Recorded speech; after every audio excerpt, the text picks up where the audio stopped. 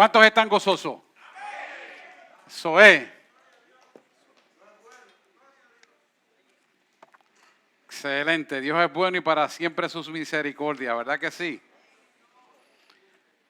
Hoy vamos a hablar de un tema muy interesante y que no es casualidad, sino causalidad, que en la última clase de bautismo hablamos del gozo del Señor, atando y reprendiendo toda depresión. Porque lo contrario a la depresión es el gozo del Señor. Así que nosotros vamos a hablar del gozo del Señor, que es nuestra fortaleza, ¿verdad que sí? Es interesante que cuando vemos el libro de Filipenses, donde el Señor está hablando del gozo espiritual, vemos que Pablo escribe esta epístola a los filipenses, ¿verdad? Que los filipenses, la iglesia de Filipo estaba ubicada en una isla griega, ¿verdad? Y es interesante ver que él, cuando escribe esto, está preso en una cárcel en Roma, dirigido a la primera iglesia que Pablo funda, que Pablo verdaderamente es usado por Dios para crear esa iglesia en esa isla griega, ¿verdad? Y es bueno ver que como Pablo, el apóstol Pablo, que escribió prácticamente el Nuevo Testamento, al igual que la epístola de los Efesios, de Colosenses y Filemón, y también la de Filipenses, lo escribe estando preso en la cárcel. Y cuando usted analiza el contexto histórico de todo esto y ve que en medio de él estar preso, porque él habla de la guardia pretoriana, o sea que estaba preso en el palacio imperial del rey de aquel entonces, ¿verdad?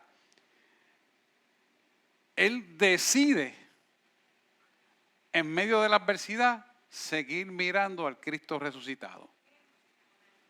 Fíjense que nos habla la historia, para hablar un poquito del contexto histórico, de que esta iglesia de Filipenses estaba en una ciudad conocida como Crenides, y cuando buscas el original de Crenides, significa pequeñas fuentes o muchos manantiales de agua. Interesante que esa definición de su nombre, Crenides, va en acorde con el contexto histórico de donde estaba Pablo preso, en esa ciudad, ¿verdad?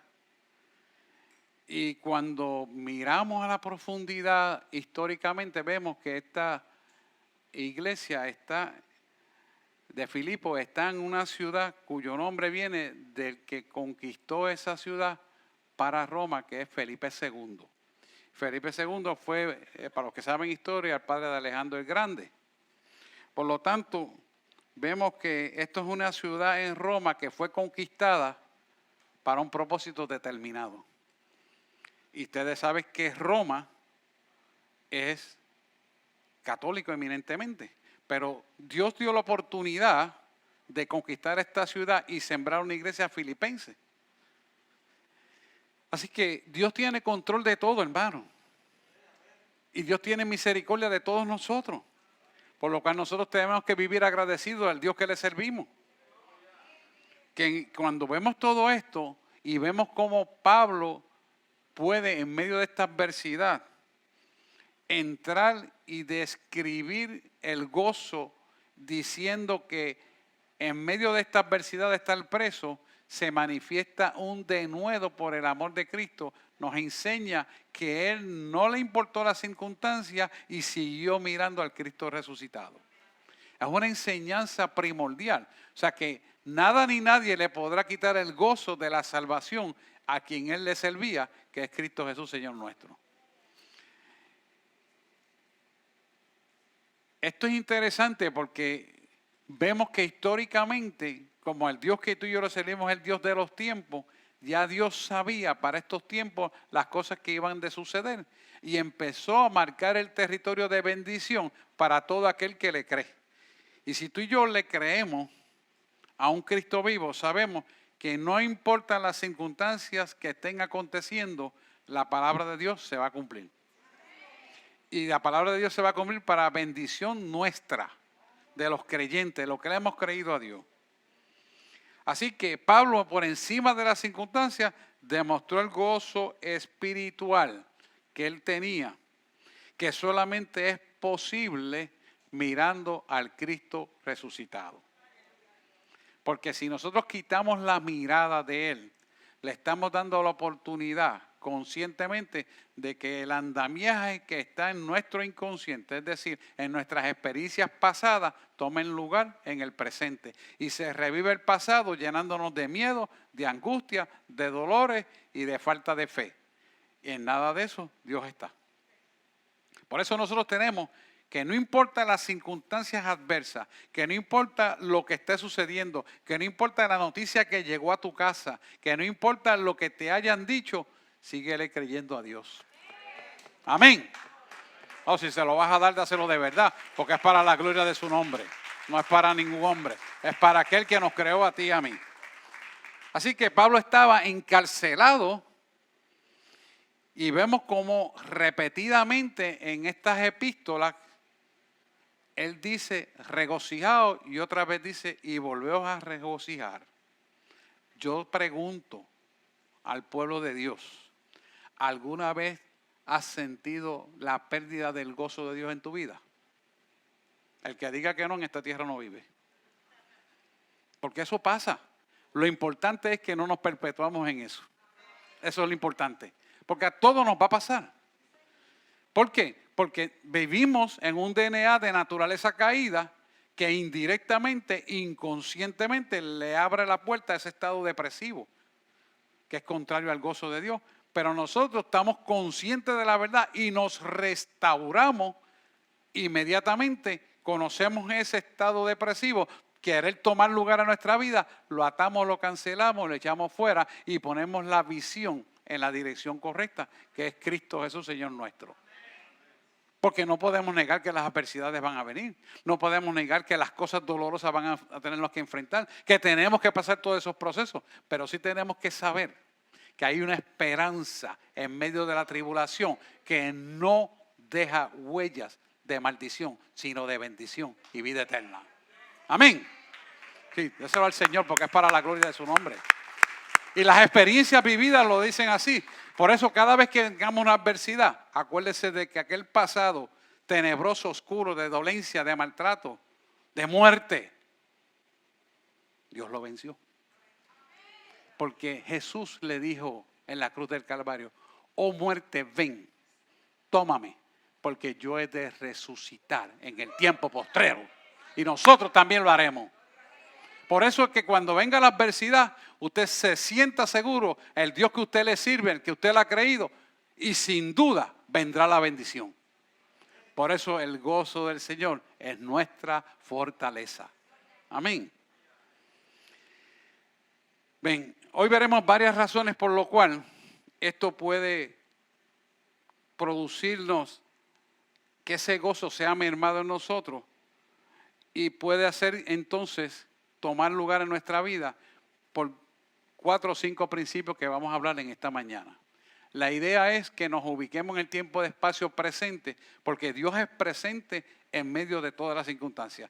Nosotros vivimos un futuro, un presente y un pasado, pero Él es presente en todo. Quiere decir que las circunstancias que tú estás pasando, mírala con un futuro de esperanza y olvídate del presente. Ahora, actúa conforme a la voluntad de Dios. Amén. Esta ubicación de tiempo y espacio es importante que como creyentes lo tengamos meridianamente claro. Porque cuando tenemos claro esto, vamos a caminar en el poder de la resurrección del Cristo resucitado, que nos ciñe de autoridad y de poder para llamar las cosas que no son como si fueran, para que sean hechos por el poder de la palabra de Cristo. Entonces vendrán señales, milagros, prodigios, portentos, sanidades, que van a ocurrir hoy. ¿Me escuchó? Que van a ocurrir hoy. El que lo crea lo va a recibir, hermano. Porque Él no quiere un pueblo enfermo, Él quiere un pueblo de gozo que le alaba al Señor. Hoy yo estuviera aplaudiéndole desde ya, porque lo que voy a recibir es la gloria del Señor manifiesta en mi vida. Amén, y lo recibimos. Ayúdenme a mujer aquí, no quiero distracción de nadie. Hermano, cuando se está predicando la palabra de Dios, vamos a estarnos quietecitos. No solamente nos vemos más bonitos, es que estamos recibiendo lo que Dios quiere para nuestra vida. Y esto es importante que pongamos mucha atención. Mucha atención, por favor. yo les pido de favor ese respeto hacia Dios, porque Él se merece toda la gloria y toda la honra. No soy yo, es Él. Amén, que quede bien claro eso. Bien, el primer principio que tenemos que mirar aquí, que Dios nos quiere traer, es un enfoque equivocado a veces de las cosas. Vivimos en un mundo de percepciones, hermano. Y las percepciones equivocadas sobreabundan sobre la faz de la tierra porque el propósito es engañarnos. El propósito de esas percepciones equivocadas en el mundo es engañarnos. Pablo no perdió el gozo porque estuvo mirando al invisible en todo momento a pesar de las diversas pruebas. Quiere decir que cuando Pablo empezaba a pasar las consecuencias de un mal tiempo y un mar que le está embravecido, rompiendo la barca, él recibió del Señor y le dijo, no se preocupen, no va a morir nadie. Entonces el capitán dijo, no va a morir nadie y el banco se está rompiendo las tablas. Porque el capitán tenía que convertirse para entender lo que Pablo estaba diciendo, que no va a morir nadie. Entonces, en medio de esas pruebas que tenemos que pasar todos para crecer, ¿a dónde nosotros vamos a estar mirando? ¿Al invisible o a las circunstancias? ¿A la familia que te critica o te habla? ¿O al periódico o al internet o a Facebook, a Instagram o el mensaje, whatever, lo que tú quieras, que te va a hablar cosas adversas? Al poderoso Dios es lo que no tienes que mirar. La fe no es ciega, la fe lo sabe todo, pero la importancia de nuestra fe tiene que estar en el resucitado, porque ese es el que se fue al cielo y mandó el Espíritu Santo para que tuviéramos comunión con Él directamente. Por lo tanto, nosotros tenemos que entender que nuestro enfoque en medio de cualquier adversidad tiene que estar en el caballero de la cruz. Porque ese fue el que nos compró a precio de sangre para salvación y vida eterna. Fue el que pagó por nuestros pecados, delitos, transgresiones y todas nuestras enfermedades. Por eso es que el enfoque de nosotros no puede estar distraído en las cosas de este mundo, distraído en las cosas que te hayan dicho, sino en lo que Dios dijo que iba a hacer. Que está por encima de todas las circunstancias. Escucha esto bien. Todo lo que ocurre en el plano terrenal primero ocurrió en el plano espiritual. Si tomamos dominio del plano espiritual, el terrenal se tiene que someter a la voluntad del Padre. Y va a decir, y el diablo va a tener que decir lo que Dios dice que tiene que decir. ¿Cómo? Así mismo como lo está escuchando. Porque Dios es poderoso. La gente no va a entender cómo ocurren las cosas, pero tú y yo que conocemos al Cristo vivo, sí sabemos cómo ocurren las cosas. ¿Sabes por qué? Porque tú y yo postulamos en el tribunal del cielo que rige los destinos de la tierra. ¿Sabes lo que estoy diciendo, hermano? Que Él cambia todo. Y aquello que parecía una derrota, lo trae en victoria. ¡Ay, Somajara Katay! Dáselo fuerte porque es para el Señor.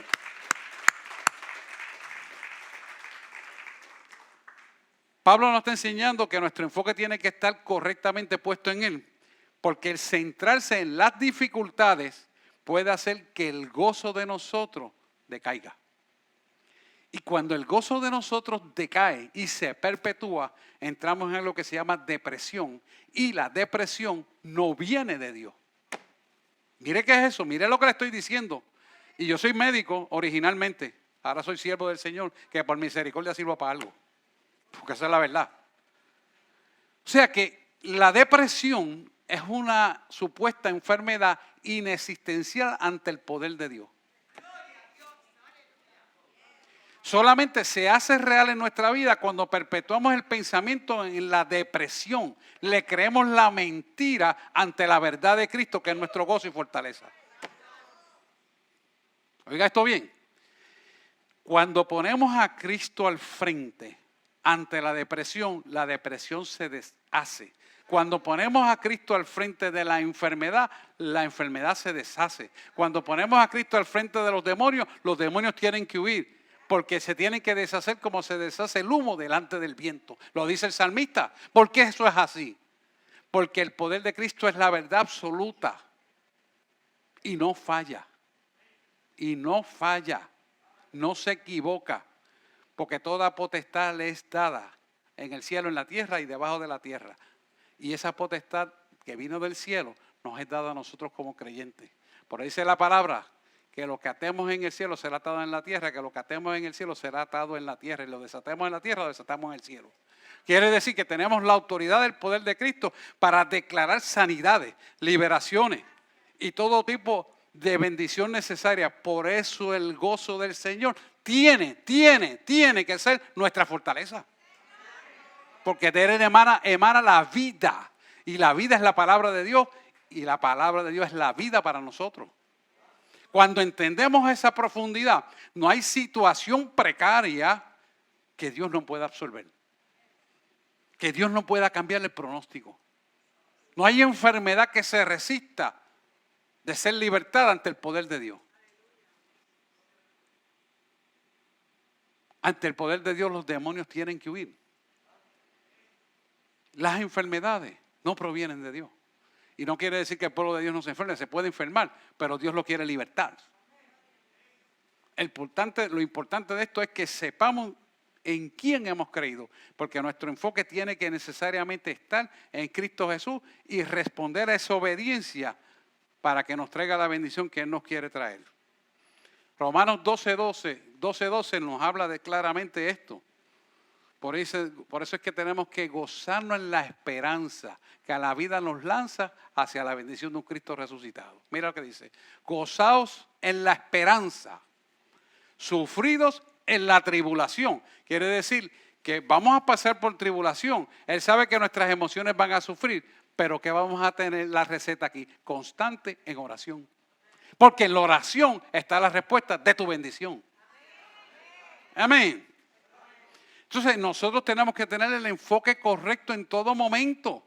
Si nosotros no tenemos el enfoque correcto en todo momento, entonces las tribulaciones nos tiran al piso y nos dan contra el piso, entramos en depresión y el enemigo hace fiesta con nosotros. ¿Estará Dios en esto? De ninguna forma, diría Pablo. Amén. Segunda de Corintios 6:10. Mire esto. Dice Pablo, como entristecidos, y estamos en el medio de las pruebas, más siempre gozoso. O sea que nos está enseñando unos patrones aquí, unos patrones emocionales para reforzarlas en una seguridad de un pensamiento correcto, de un pensamiento que siembra verdad, vida y esperanza para nuestra vida. Como entristecidos, más siempre gozoso. Como pobres, más enriquecidos, enriqueciendo a muchos. Enriqueciendo es, ¿verdad? Mucho. Enriqueciendo a muchos. Como no teniendo nada, más poseyéndolo todo. ¿Tú sabes lo que está diciendo? Mira, en ajo y habichuela en puertorriqueño. O sea, depende de mí que yo soy tu suplidor. Tú haz lo que a ti te corresponde, que lo imposible me toca a mí. Oh, tú no tienes manera de perder, tú no tienes manera de ser derrotado. Tú vives en la abundancia de poder y autoridad. Y esto es importante, por eso es que nuestra mirada tiene que estar enfocada en el lugar correcto. Segundo punto importante aquí es la desobediencia. Cuando nosotros cometemos pecados porque sabemos que somos frágiles y débiles y verdaderamente somos imperfectos, de alguna manera siempre cometemos algún pecado, alguna palabra, algún pensamiento, alguna acción, una decisión equivocada, porque la tomamos a la ligera y no preguntamos a Dios. Siempre vamos a cometer los errores. ¿Sabes qué? Dios está dispuesto a perdonarnos. Pero lo importante es que no nos salgamos del curso de la obediencia de la palabra de Dios. Y le pidamos perdón, nos arrepintamos y Él, como le decía ahorita en la clase, nosotros al arrepentirnos venimos a ser ajustados nuestra armadura con el cincho de la verdad. ¿Por qué? Porque nos arrepentimos, confrontamos la verdad con nosotros mismos y el cincho de la verdad se restaura y la armadura de Dios se instala. Ese hueco de debilidad con el cincho de la verdad ajusta toda nuestra armadura. Efesios 6, tienen que aprenderse eso de memoria. No vamos a tocarlo ahora. Pero esto es importante porque el cincho de la verdad nos mantiene en limpieza, pureza e integridad y hace que el cerco de la sangre de Cristo esté continuamente alrededor de nosotros. Por eso el enemigo le decía a Job, es que no lo puedo tocar. Quítale el cerco protector para tocarlo. Y el Señor le dijo, voy a hacer una prueba, lo voy a dejar que lo toque, pero no toque su vida. Y estando muriendo, sin tener nada, no podía tocar la vida, estaba vivo. Bendito sea el Cristo.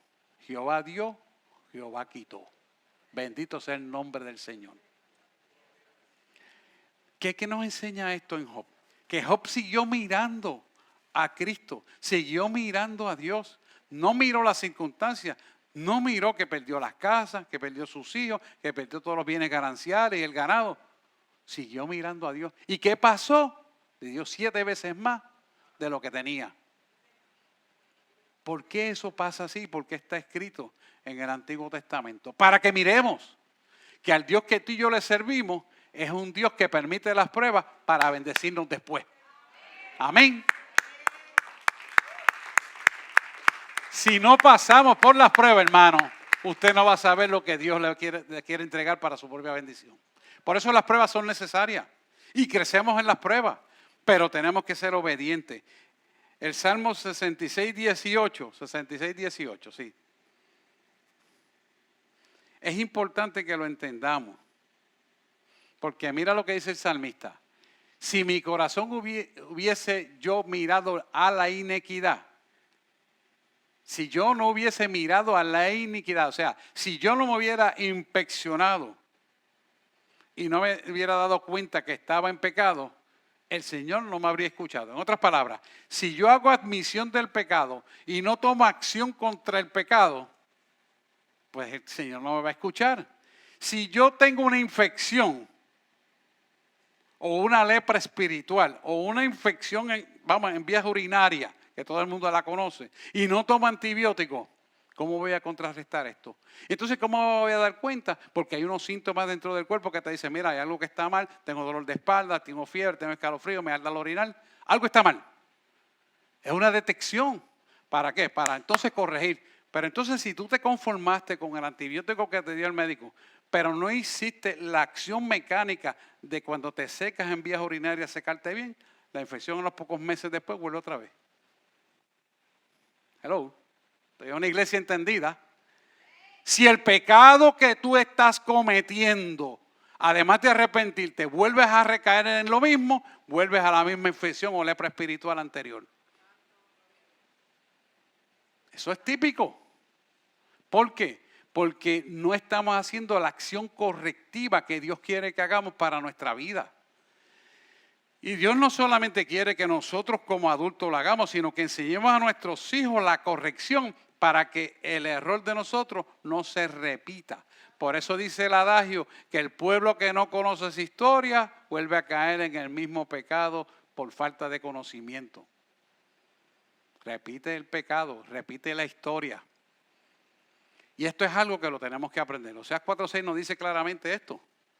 Mi pueblo perece por falta de conocimiento. Si nosotros este conocimiento que tenemos no lo llevamos a nuestros hijos, entonces es vana nuestra vida en Cristo. Porque la réplica de la acción correctiva de bendición tiene que repetirse en nuestros hijos para que nuestros hijos sigan el plan perfecto de Dios, que va a ser mucho mejor que el tuyo y el mío. Y esa es la herencia del Señor para nuestros hijos. Pero depende de nosotros si nosotros lo hacemos.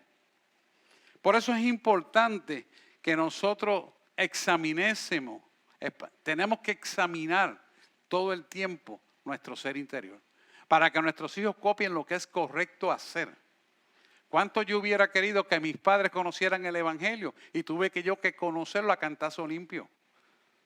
Eso Dios lo hace por misericordia y nos enseña, pero hubiera sido más fácil venir de un hogar cristiano para ser guiados por Él, en lugar de estar como el caculo que le da muchas vueltas a la bombilla, se pasa toda la noche dándole vuelta a la bombilla, dándole vuelta a la bombilla y no se da a la luz de la verdad y sigue en la oscuridad. Así pasa con las almas. Por eso es importante que seamos un modelaje de ejemplo de la acción correcta a nuestros hijos y lo encaminemos al camino correcto. Eso no te asegura a ti que tus hijos van a seguir correctos, pero sí te asegura que hiciste lo que Dios quería que hiciera. Y al instituir al niño en su camino al principio, él vendrá al camino tarde o temprano, aunque se pueda desvirtuar. Porque la palabra se tiene que cumplir. Así que es importante que nosotros entremos en la obediencia continua de la palabra de Dios para que todo nos camine bien. Y esto es importante que lo entendamos. Job 27:9 dice algo muy interesante. Dice, ¿oirá Dios su clamor cuando la tribulación viniera sobre él? Fíjese que Job nos está diciendo claramente, Dios me escuchará cuando yo estoy clamando a él. Y sabemos que sí. Pero él se está cuestionando esto en Job 27:9 porque él está pasando en medio de una situación donde lo está perdiendo todo. Y eso que está perdiéndolo todo es la circunstancia en que él está viviendo.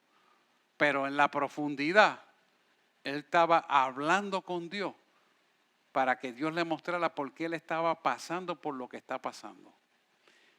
Quiere decir que nosotros tenemos que aprender que así como a Job y tantas cosas pasaron con el profeta Elías, por ejemplo, en la cueva, con David en la cueva de Adulán, Dios permitió ese proceso para que nosotros entendiéramos que esos procesos de prueba son necesarios para crecer en Él y en el proceso de la prueba seguir en la obediencia que se tiene que estar. Porque en la obediencia está nuestra bendición. Si nosotros empezamos a cuestionar y no nos dejamos disciplinar, entonces no podemos crecer. ¿Qué nos quiere decir esto? Que las pruebas tienen un propósito de bendición para nuestra vida, de tal manera que nuestra vida pueda tornarse en el favor de Dios cuando obedecemos la palabra de Dios. Y eso es algo que no va a fallar. Y fíjese como Job lo decía, oirá Dios su clamor cuando la tribulación viniera sobre él. ¿Va a oírlo? Claro que sí. Porque Dios quiere que esa tribulación que estás pasando, tú la puedas usar como una herramienta de obediencia para tu propia bendición. El tercer principio es el remordimiento. El gozo se desvanece cuando nos aferramos a mirar los errores del pasado. Muchas veces tenemos un complejo de culpa que no es otra cosa más que el dedo del acusador señalándonos nuestro pasado y fustigándonos. Porque tú no te mereces esto, porque tú hiciste mal aquello, porque mira cómo trataste a esta, mira por qué hablaste acá, mira cómo le robaste aquí.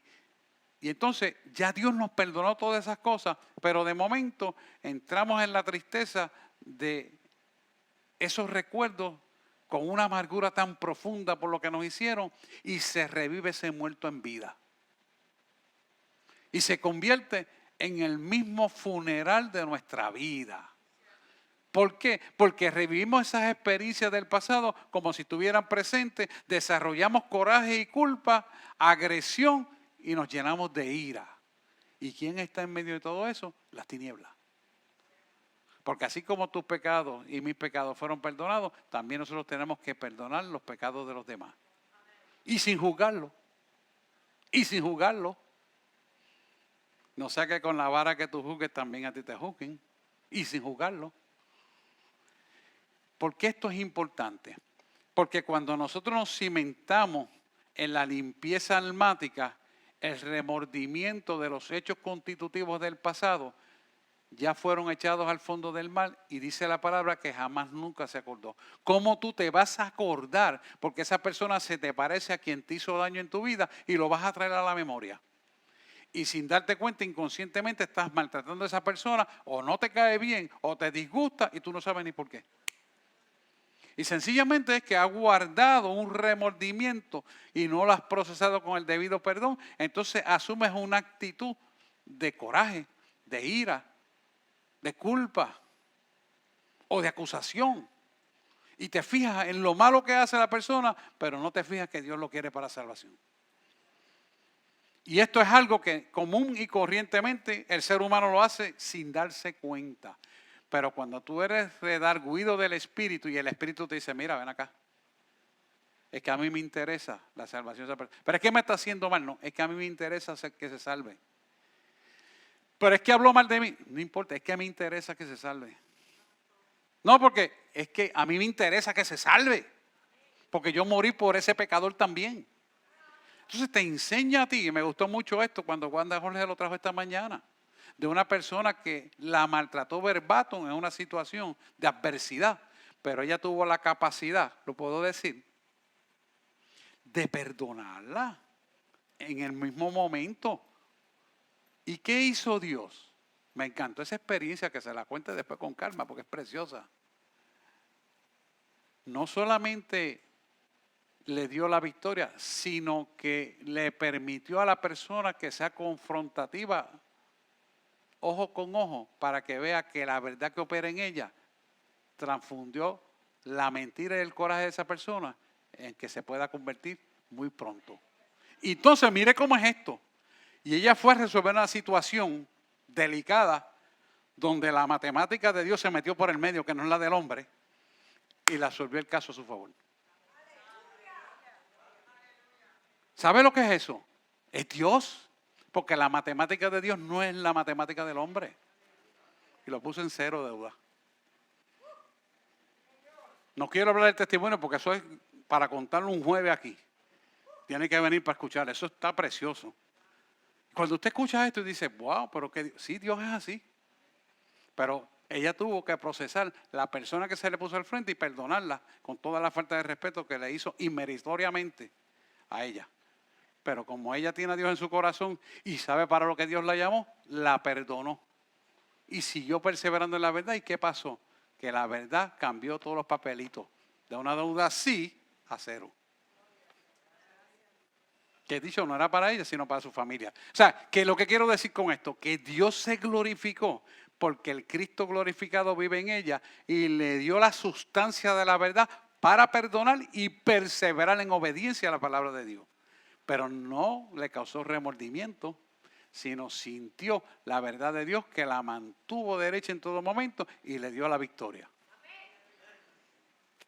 Si hubiera tenido un remordimiento, se cae el caso y el enemigo gana. Pero como no había remordimiento, sino amor para dar y fijeza ahí sin dar para atrás en lo que Dios dice que hay que hacer, obtuvo la victoria. Dios se glorifica, hermano. Y eso es por decir un ejemplo. Y así tenemos que hacer todo.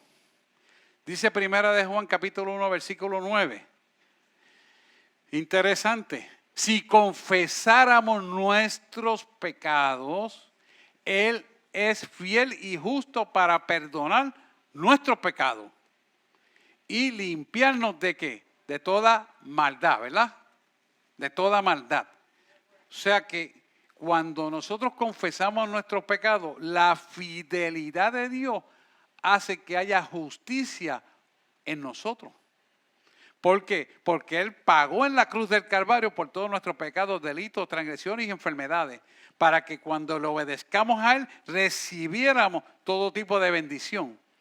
Y nos limpia de toda maldad. Quiere decir que todo lo que viene a tu vida contra ti, Él se encarga de quitarlo.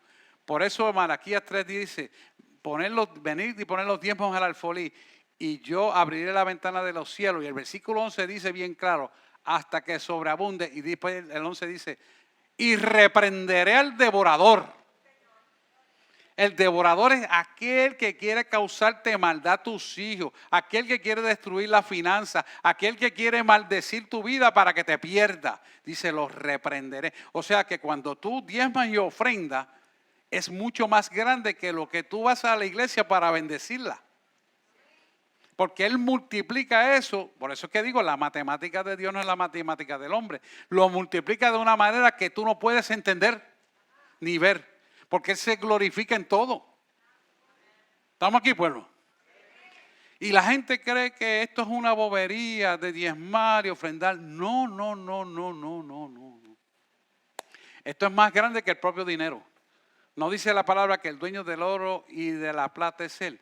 Y dice, no deposites donde la polilla lo puede corroer, lo puede comer, o el orín lo puede corroer. Lo dije al revés.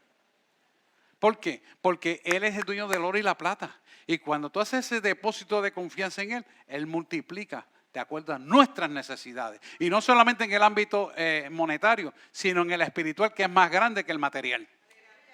Que es el que decide lo que va a ocurrir en la tierra. Amén. Se fueron, no hay muchos amenes aquí. Pero tienen que conocer esto, hermano, porque es bendición para su propia vida. Efesios 4:2. Efesios 4:2 nos habla de que nos tenemos que perdonar unos a otros como Cristo perdonó nuestros pecados. Mira cómo te lo está diciendo. Con toda humildad y mansedumbre, soportándoos con paciencia los unos a los otros en amor. Quiere decir que cuando nosotros perdonamos a las personas, tú estás desatando el amor de Cristo que está en tu corazón, y eso hace que la persona que está al frente tuyo, al lado o por detrás, como sea, inclusive aquellos que preparan trabajos de espiritismo, de porquería, se conviertan a Cristo.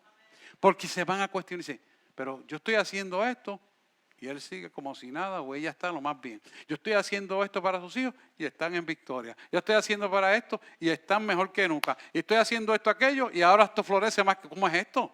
Y los demonios dicen, y los espiritistas dicen, pero es que, oye, yo te pagué 500 pesos por ese trabajito, la semana pasada pagué 400 y esto no resulta. ¿Qué pasó? ¿Qué pasó?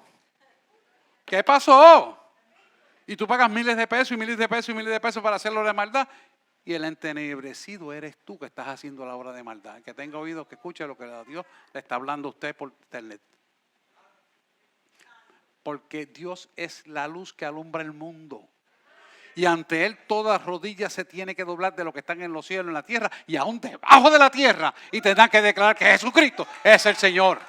Que lo entienda bien claro.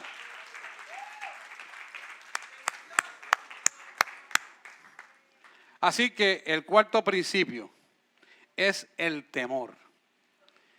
El gozo y el temor, oiga bien esto claro, no pueden coexistir.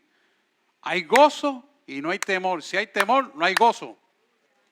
¿Por qué? Porque son antagónicos y se establecen cuando el temor viene es porque hay una duda de quién tú eres, qué haces y hacia dónde vas. ¿Cuál es el Dios al que tú le sirves? ¿Cuál es el Dios que tú has creído? ¿Y cuál es el que toma dominio en tu alma? Cuando hay esa duda, entonces hay temor a las cosas del mundo. Pero el temor de los creyentes es el temor al Señor, que es el principio de toda sabiduría. Que es lo que nosotros tenemos que reconocer. Nuestro gozo no va a permitir que el mundo nos llene de miedo. Nuestro gozo no va a permitir, óyelo bien, que el bioterrorismo que quiere sembrar al pueblo de Dios tenga lugar. Que el temor a nuestro Señor hace que tengamos valentía para enfrentar cualquier circunstancia adversa.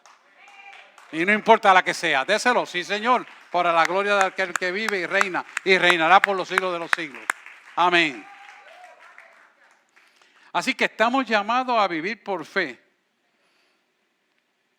siempre mirando al caballero de la cruz. No hay necesidad que Dios no pueda resolver. Y no hay confusión de un futuro glorioso cuando confiamos en Él. Porque nuestro futuro siempre será glorioso en Él. Siempre.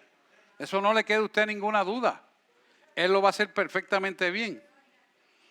Mire, Génesis 3, 9 y 10. Génesis 3, 9 y 10.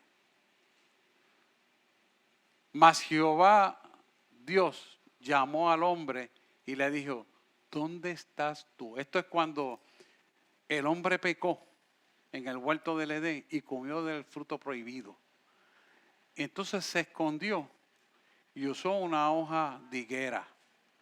Y Dios le preguntó, ¿dónde tú estás? Porque el pecado y el miedo es el resultado de la carencia del amor de Cristo que nos hace errar en el pecado y nos llena de miedo.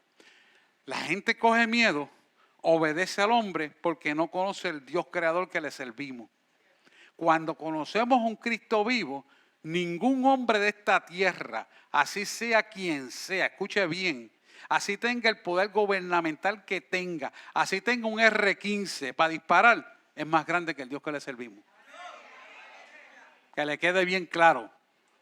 Sí, y tenemos que decirlo y declararlo creyéndolo en nuestro corazón porque es una verdad que nadie la puede cambiar. Como yo una vez le dije a una persona que vino a dispararme, si tú verdaderamente crees que puedes disparar, agarra esa escopeta que era más grande que la escopeta que él y dispara. Ah, usted es bravo. No, es que Dios que le sirve más grande. Y cuando agarró que el instrumento lo quemaba tanto que él quería sacarla del cuerpo y no podía. Y tuvo que correr por ahí para abajo con ella. Ese es el Dios que tú y yo le servimos, hermano. Dios no se equivoca. No es que somos bravos, no lo somos. Somos débiles y frágiles. Pero en nuestra debilidad se perfecciona su poder. Amén. Y que le quede bien claro, porque basta ya del miedo que le están metiendo al pueblo. Nosotros tenemos que parar eso ya. Y por eso estamos diciéndoselo al gobernador y a quien sea necesario. Basta ya de miedo. Está bueno ya, se acabó esto. Te tendrás que inventar otra cosa, ¿sabes qué? Dios la va a destruir también. Que te quede bien claro, porque sabemos que la viene. Antes que tú lo quisieras pensar y antes que te pagaran por hacer lo que estás haciendo, ya Dios lo sabía. Y Dios lo deja saber a su pueblo. Mire cómo le estoy hablando, porque sé que me están grabando y con el propósito claro se lo estoy diciendo. No es que es un reto, es que Dios es real. Y nosotros tenemos que darlo a valer así. Así que vemos que el temor que proviene del pecado lo llevó a una conducta de clandestinaje al hombre. ¿No se les parece la conducta de clandestinaje que hay para vacunar a nuestros niños? ¿Verdad que sí? Por eso es que nosotros tenemos que estar claros en lo que hablamos, con la debida evidencia científica, para que podamos tener el poder de detener la obra de maldad por el Cristo glorioso que tú y yo le servimos.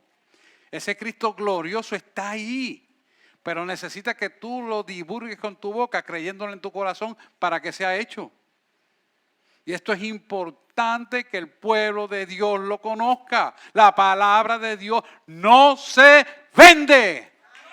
No se vende. Punto. Los principios de Dios quedan establecidos para ejecutarse en la verdad soberana del poder y autoridad de Él. Y nosotros tenemos que ser parte de eso. Muy importante. Mira el versículo 10. Como Génesis dice, y Él respondió, Adán, oí tu voz en el huerto y tuve miedo, porque estaba que desnudo y me escondí. O sea, aprendió entre el bien y el mal, se dio cuenta que estaba desnudo y se escondió. El pueblo de Dios conoce la verdad y no está desnudo, puesto que está revestido del poder de la sangre de Cristo y cubierto completamente. Y estamos revestidos automáticamente con un poder sobrenatural. Sobrenatural. Sobrenatural, que lo sepa bien claro. El poder del cristiano es sobrenatural. Quiere decir que es más grande de lo que tú piensas y podrás querer establecer en tu gobierno. Te equivocaste. Eso no va para ningún lado. Sí, nosotros tenemos que estar meridianamente claros y orar por ellos para que Dios les bendiga su vida. No es odiarlo, no es maltratarlo. Orar por el gobernador de Puerto Rico, orar por el presidente de los Estados Unidos, orar por todo lo que está en eminencia. Pero no te dejes meter miedo, porque hasta ahí ya. Al contrario, le decimos basta ya, nos mantenemos firmes y que Dios actúe. Pero no nos dejamos intimidar, porque sabemos que el primer pecado del hombre lo metió en el miedo. Y el miedo con el creyente no tiene parte ni suerte ninguna. Amén. Esto es importantísimo que lo atesoremos. El quinto principio, y con esto nos vamos, el sufrimiento a los demás. ¿Cómo tú lo ves el sufrimiento a los demás? ¿Cómo tú ves las necesidades de los demás? Si nosotros vemos las necesidades de los demás y no somos llamados a cubrirlo, no somos llamados a orar, no somos llamados a hacer lo que Dios nos llama a hacer, viendo las necesidades, entonces no somos condescendientes de un amor eterno que puso Dios en nosotros. Si tú ves que hay una necesidad y Dios te dice, ¿sabes qué? Dale tanto, haz tanto, cómprale aquello, ayúdalo con esto. Y somos indiferentes. Entonces Dios pierde la capacidad de bendecirte a ti. Porque Dios quiere bendecirte. Pero antes de bendecirte tiene que enseñarte a dar lo poquito que tienes. Porque en lo poco fuiste fiel y en lo mucho te pondré. ¿No lo dice la palabra? Pues entonces nos olvidamos muy fácilmente. Y escatimamos donde no tenemos que escatimar. Y entonces para cosas superfluas gastamos lo que no tenemos que gastar. Que son cosas que al fin y al cabo son vanas, no son las más importantes. ¿Por qué nos pasa eso? Porque no evaluamos justamente lo que Dios quiere hacer para nuestra vida. A veces no preguntamos, Señor, quiero esto, aquello, lo otro. Y no preguntamos, nos lanzamos porque podemos comprarlo, por decir un ejemplo. Pero no le preguntamos a Dios si eso está bien, si estamos invirtiendo bien o si estamos comprando para nuestros propios egoísmos o satisfacciones. No pensamos y tenemos que analizar, porque muchas veces arrastramos cosas del pasado que no hemos limpiado y entonces gastamos en cosas que no verdaderamente son fructificantes para nuestra vida, cuando con menos lo podemos resolver. Porque no vemos el andamiaje del enemigo donde se está metiendo para hacernos gastar más allá de lo que debemos gastar. Entonces creemos pues que Dios me lo dio porque tú sabes. Pues entonces ora, porque si puedes hacer lo mismo con menos, es de Dios que haga con menos y disfrutes más. Porque de Dios es la bendición, la paz y el gozo y la unificación. O sea, le pongo este ejemplo para que usted visualice cómo el enemigo nos engaña. Y nos engaña a todos, déjeme decirle. Por eso que tenemos que rectificar nuestras decisiones y ponerlas al frente del Señor para saber qué hacer con cada cosa. Hay gente, yo se lo dije el otro día a un pastor, bueno, hace un tiempito atrás, que él me estaba hablando de una familia que le estaba supliendo comida, le estaba supliendo. Y el Señor me dijo, eso no es mío. Y qué difícil es poderle decir a una persona que supuestamente para el hombre está haciendo bien, y el concepto es aparente ser correcto, pero Dios no quiere. Y cuando la tercera vez le dije, pero ¿es eso lo que Dios quiere? Él se echó para atrás y dice, pero ¿cómo Dios no va a querer? No, es que tú le preguntaste a Dios si Él quería que tú le siguieras llevando esa comida a esa gente. Y él se quedó pensando y ese es el problema. Porque a lo mejor Dios quería glorificarse en esa familia, pero tú interrumpiste el plan de Dios. ¿Por qué? Porque usaste el intelecto, el ay bendito y la pena y actuaste equivocadamente. Entonces Dios, que quería glorificarse, lo interrumpiste. Por eso tenemos que preguntarle a Dios cada cosa. Y aunque a usted le parezca irrazonable obedecer la palabra de Dios, Dios siempre tiene la razón. Porque Él no se equivoca. Y es algo que tenemos que aprender bien claro. Romanos 12, 15 al 16. Mira cómo te lo explica aquí. Nos da una receta para esto. Gozaos con los que se gozan. Llorad con los que lloran. O sea que seamos compasivos y piadosos, nos identifiquemos con el dolor y nos identifiquemos con el gozo. Hay veces que nuestro hermano tiene un gozo supremo y la gente, el carcomillo de la envidia se les prende. ¿Y por qué se prende eso? Porque hay una insatisfacción inconclusa que el Espíritu Santo no lo ha llenado. Y necesitas ser lleno del Espíritu Santo para que esa envidia que te corrompe no tenga vigencia en tu alma, sino gozaos. Amén. Fueron los amenes aquí. Porque esto es importante, hermano. Y mira cómo sigue diciendo la receta en Romanos. Romanos es el libro de la justificación. Por eso le llamo la receta. Unánimes entre vosotros. Gozaos, unánime entre nosotros. Unidos uno con otro. No altivos, sino asociándoos con los humildes. O sea, la humildad no tiene que ver con el dinero, sino con la pureza y la integridad de corazón. La gente usa la humildad para hablar de pobreza. No. Eso no tiene que ver. La humildad que está hablando aquí es la humildad de integridad y pureza de corazón. No seáis sabios en vuestra propia opinión.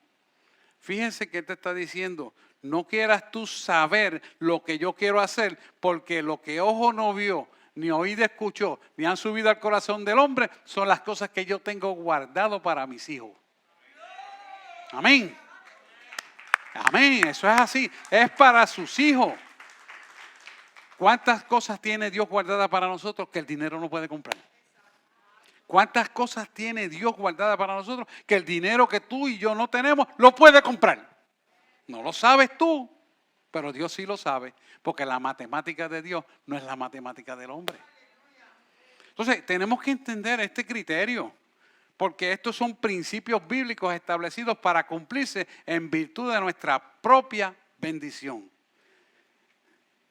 Fíjese que Colosenses 3:12 hasta el 14, 3:12 y 14, hasta el 14. Vestidos pues como escogidos de Dios, santos y amados, de entrañable misericordia, de benignidad y de humildad, de mansedumbre, de paciencia. Y el 13 dice, soportándoos unos a otros y perdonándoos unos a otros, si alguno tuviere queja contra el otro, eso siempre va a surgir, perdonaos.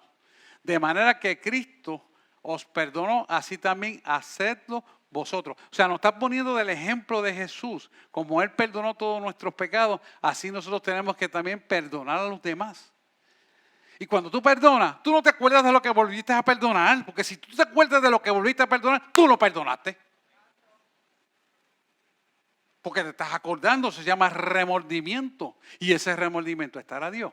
No, ahí están las tinieblas. No, porque pasó aquello, esto, lo otro, que yo dije. No, perdóname. Se acabó, perdonaste. Caput. Dice la palabra que ese pecado lo echó al fondo del mar y jamás nunca se acordó. ¿Qué haces tú acordándote del pasado? Atrasando tu propia bendición. ¿Dónde tú estás? ¿Estás atrás en las tinieblas o estás en el futuro brillante de la esperanza de gloria? Sencillo. Estás en la esperanza de gloria. No puedes estar en otra bendición que no sea esa. Porque si no vas a caminar, como hablamos el domingo pasado, para atrás. Mira el 14. Y sobre todas estas cosas, vestido del amor, que es el vínculo perfecto. ¿Y por qué el vínculo perfecto es el amor? Porque Cristo murió por amor a nosotros en la cruz del Calvario. Ese es el que tenemos que mirar todo el tiempo. Porque si Él murió por ti y por mí, pagó un precio que tú y yo no podemos pagar, ni podremos pagar nunca, para dejar de mirarlo a Él. Por lo tanto, si esa es la enseñanza, es lo que tenemos que seguir mirando en todo momento. Porque es el vínculo perfecto de la paz. Y Él dice en su palabra que lo que comenzó con nosotros lo continuará. Y si lo continuará, quiere decir que depende de ti y de mí que Él pueda continuarlo, porque Él siempre está ahí. Siempre me acuerdo cuando aquella señora me tocó despedir el funeral de un hijo asesinado, que a mí me tocó proféticamente decirle a ella, si usted no viene al camino, su hijo va a terminar mal y usted también. Y aquella señora, cuando yo llego al funeral, lo primero que me dice, allí en funeraria eres gritado, ¿dónde está el Dios que usted le sirve? El Dios que usted predica. Cuando mataron a mi hijo. Y yo, bajito, sin gritar, le dije, donde mismo usted lo dejó. Sí, porque la gente quiere que Dios le sirva cuando le conviene y cuando todo está bien y cuando todo tiene que ser procesado en la prueba, no buscan a Dios. Entonces, esto es un pacto de dos, no es un pacto unilateral. Dios no es un muñequito para manejarlo como tú quieras. Dios es para someterte a la voluntad de Él y tu vida sea bendecida. Pero cuando no estás caminando correcto, tienes que darte cuenta que el pacto lo estás rompiendo tú mismo porque Él no deja de ser Dios. Él sigue siendo Dios donde quiera que está. Pero nosotros necesitamos tener esa coherencia firme, clara, tangencialmente presente en todo momento y dedicarle el tiempo de tener una amistad profunda de intimidad con Él para que todo lo que hagamos sea prosperado. Como se lo dijo Josué. Mira que te mando que seas fuerte y seas valiente y te esfuerces. ¿Por qué? Porque entonces Él va al frente de nosotros peleando la buena batalla. Y el imposible se vuelve posible. Amén.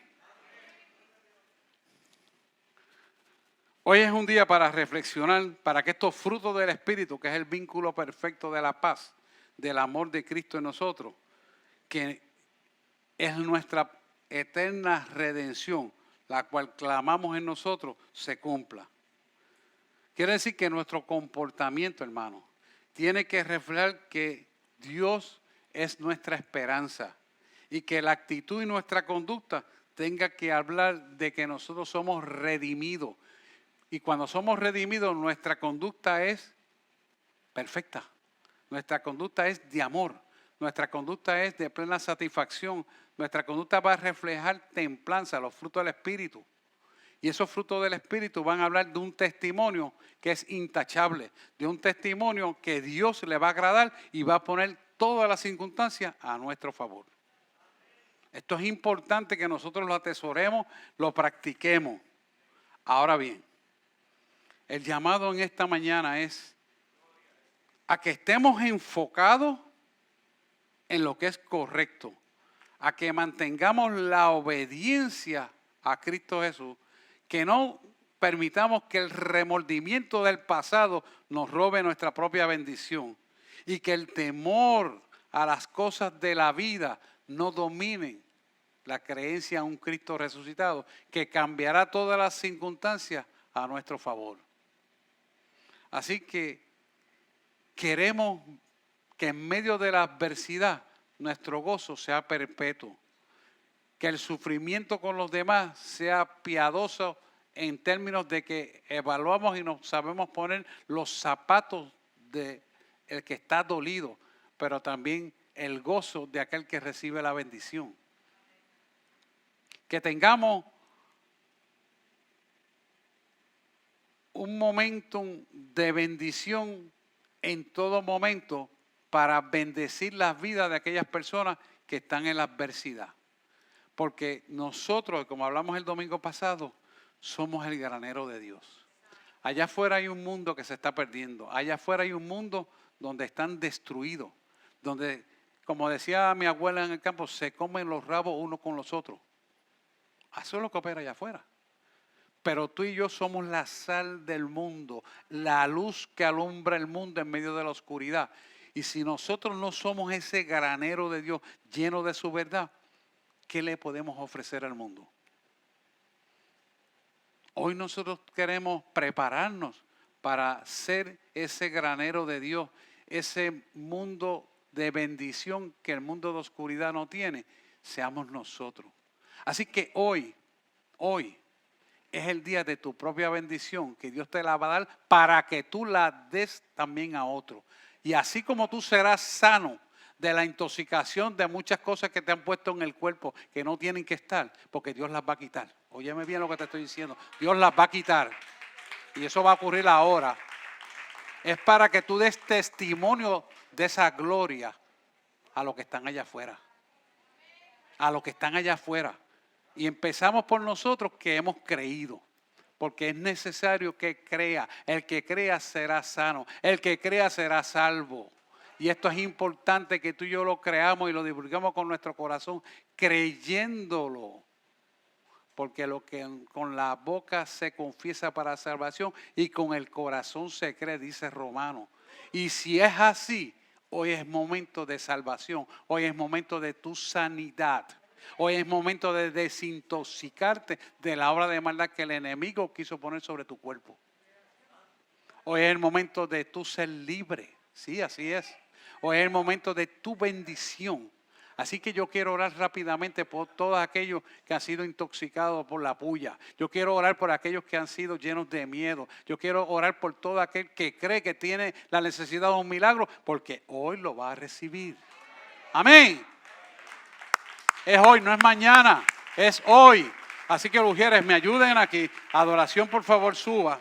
Mientras empezamos a adorar al Rey de Reyes y Señor de Señores para que reciban esta bendición. Aquellos que están por internet, escriba por internet que también su milagro se lo va a conceder. Escríbalo porque el mensaje llegará y se hará real. En el nombre de Jesús, amén. Hasta luego.